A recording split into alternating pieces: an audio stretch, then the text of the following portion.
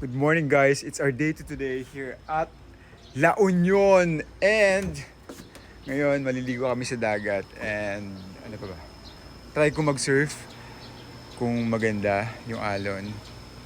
Tapos magsisimba and then I'm really excited to eat yung mga authentic delicacies or authentic dishes dito sa Ilocos.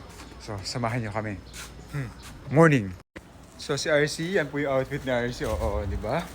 Parang magandang dilag, puso ko'y nahalina. Guys, may nakuha kaming taho. Bili kami. Dalawa kuya. Malaki pa tayo, sir? Ay, maliit lang. Maliit lang. Oh. Guys, tapo sa umaga. Yes, taho sa umaga. Yung breakfast. Wow! Oh. Kuya, mag-hi ka sa vlog. Tapo po tayo sa umaga. Yeah! Guys, taho tayo sa umaga. My God, na-miss ko. Ang tagal ko nang hindi nakakain ito. Really nice. Alright. Sarap. Ha? Baby, maghubad ka na ng damit mo. Dali na. Mamaya na. Dali na, bilis na. Pakita mo, hindi sa tala sa langit, kundi sa buwang nakasilip, ibigay ang hiling ng titig pirik. Okay na? Oo. Diba? Ano? Libre ba ito? Sabi mo libre! Libre ito! Joke lang. No, I'm not. May pearl na ako, kuya, oh. May pearl na siya, kuya. Okay na, kuya. Thank you. Kaya salamat. Uy, bes, maligo na tayo. Ito na. Parang, I'm gonna swing from the chandelier. Nagdala akong tabo. Baka malunod ako dun. May tabo ako. Bakit ba? May tabo ako. Hindi. Okay lang yan. Mababaw pa lang naman yan. Maglaro tayo ng langoy-languyan. Oo. Bes, may kalaban ka. Yan oh.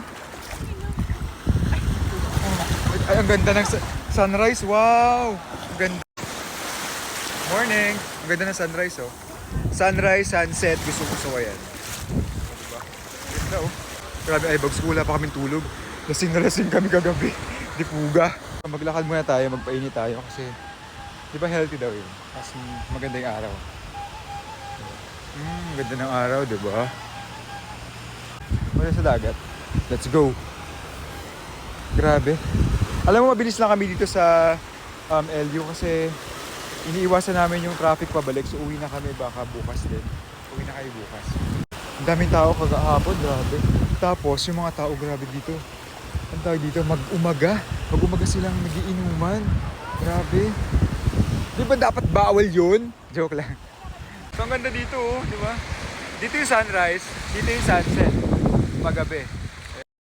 Guys, first time ko talaga dito sa LU. Hindi ko alam kung bakit, hindi ko talaga ito pinupuntahan. Napunta ng Boracay, ibang lugar. Pero yung LU, parang few hours away lang siya pa Manila. Pero hindi ko maisip talaga na puntahan dito. Pero palagi ko siyang naririnig sa mga friends ko. Ewan ko ba? Pero parang na-appreciate ko yung yung ganda niya. Mga tao sobrang mabait as in. Very accommodating yung mga tao dito. Tapos yung mga nagtitinda ng mga sa taho, yung mga ganyan. Ang babait talaga nila. Unlike yung iba na parang pag hindi ka bumili, parang susungitan ka, di ba? Guys, end ko na yung video na to kasi pupunta pa kami ng simbahan. Tapos we will explore kung ano pa yung pwedeng puntahan dito sa LU. So thank you for watching and see you on my next video. Bye-bye! Nasugatan ako. Kala ko kung ano yun. Bato pala yun. Ayun oh. Sugat. Bato pala yun eh. Kala ko ano. Ano bes? Sige. Laro na tayo ng tanga-tangahan. Ayan. Sabi ko sa'yo, iwas na sa sugat kasi. Pangit Oh, yung pagkasugat. sugatan ako.